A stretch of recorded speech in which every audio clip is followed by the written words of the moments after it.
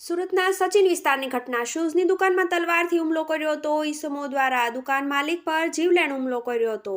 ગંભીર રીતે ઘાયલ દુકાન માલિકને સારવાર અર્થે ખાનગી હોસ્પિટલ ખસેડાયો. ઘટના બાદ ફરાર હુમલાખોરની ધરપકડ કરતી સચિન પોલીસ દ્વારા તપાસ શરૂ કરી. ઘટનાનું પોલીસ દ્વારા રિકન્સ્ટ્રક્શન કરવામાં આવ્યું. આરોપીઓને સાથે રાખી ઘટના સ્થળે લઈ જઈ પોલીસે તપાસ કરી. TV eighteen news Surat. Sachin police station એરિયામાં એક 2 દિવસ પહેલાંના બનાવ હતો.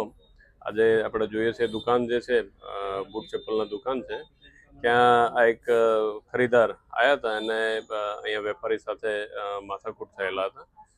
તો એ બાબતે ઉશ્કેરાઈ જઈને અને ઘરે જઈ પછી પોતાના ગાડી લઈ અહીંયા આવી અને વેપારી અને એના દીકરા ઉપર તલવાર વડે હુમલો કરેલો હતો.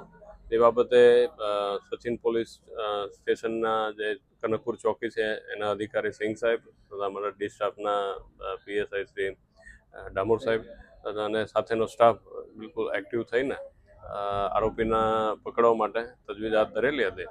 આરોપી જે તે સમયે નાસી ભાગી ચૂક્યો હતો, પરંતુ મહેનત કરતાં એને પકડી પાડેલ હતા અને આજરોજ જે બનાવ બન્યો હતો એ સ્થળ ઉપર એના રિકન્સ્ટ્રક્શન પંચનામાના કામે હાલ અત્યારે અમે સ્થળ ઉપર છે.